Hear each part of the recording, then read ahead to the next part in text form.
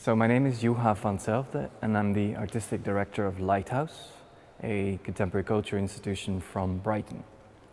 And I'm the curator of our wonderful exhibition, A Screaming Comes Across the Sky, Llega, grito, través, cielo. So the exhibition, A Screaming Comes Across the Sky, was an idea that was created by my predecessor, Honor Arger, and the former director here, the predecessor of Oscar. And they came up with this collaboration to make an exhibition about drones in 2013, so maybe a year and a half ago. And Honor left for an institution in Singapore, and the first assignment I got when I started working in February was to curate this exhibition and to pick up the concept and breathe life into it. And there was a whole recipe, and there was a list of artists, and there were tons of ideas. And Oscar and I were given the assignment to kind of model that into what we're looking at now here and what has come. So the exhibition tries to address the shock and awe of drone warfare. It's a very complex issue, and it's very difficult for us as cultural professionals to shine a light on such a heavy topic, heavy subject, and make very clear arguments about why it is wrong and why we believe it's very horrific. However, we as curators and as researchers and as cultural professionals see a lot of artists dealing with the subject, and we see a lot of intelligent researchers and journalists writing about kind of the ins and outs of extrajudicial killing and surgical strikes and autonomous flying objects. And that is one of the most defining phenomena of the present, especially if you look now at America versus ISIS with drone strikes in Iraq and in Syria.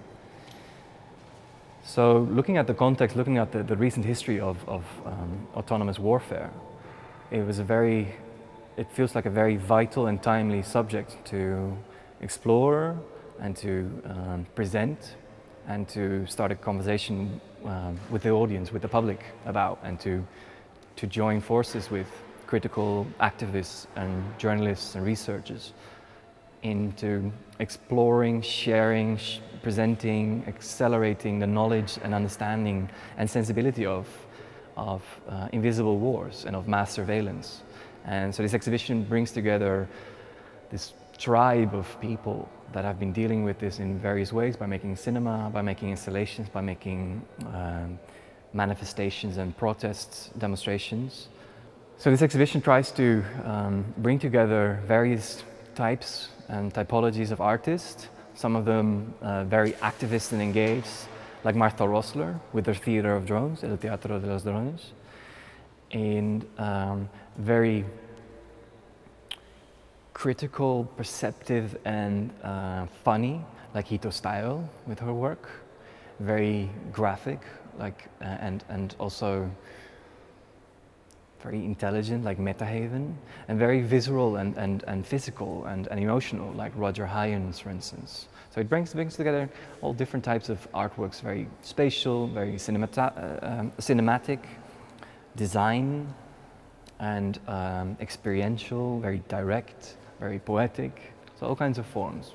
What's really good about doing an exhibition with a public program around it, whether it's an education program for children, whether it's a performance program for a younger audience, whether it's a conference like we're doing on Saturday, that you can take the subject and the experience of the exhibition and reflect on that and have a dialogue with a bigger audience and invite students and researchers and people that are interested in the subject, and have this multifaceted conversation with everybody, have clear statements from the professionals or from the artist or for whoever is participating in this conference. So here you can see the immediate works which are a result of years of research or reading, of talking to people, and then encounter that in an artwork, whether it's a film or it's a piece of sound or it's banners. But the conference gives us the opportunity to revisit all of that. This was an enormous opportunity. This is, I think we're talking about 2,000 square meters of exhibition space, más o menos. Not just in sheer space, it was an enormous challenge, but also kind of the differences in identity and spatial quality or light or sound, and thinking about, so what do you do in such a huge and incredible institution? Also what has already been done here? How does this relate to Spain and to what else is happening at this moment in our field? So this was an enormous challenge and honor, such a privilege to be able to work with so many talented people, with such a great team here. And then we visited, my colleague Fiona and I visited LABoral in April.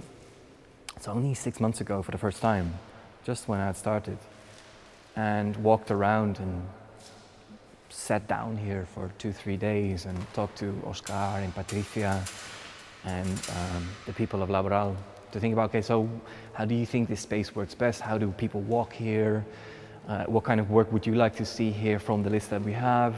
It's great that that's probably also the reason why this exhibition landed here, so to speak.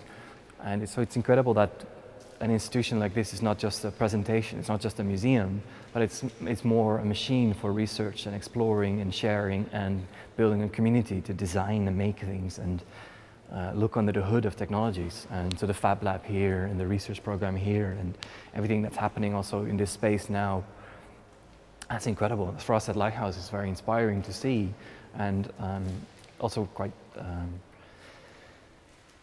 motivating to see that you, as a museum or as a cultural institution, you can be a production facility and a research facility. So I think it's really important and really good.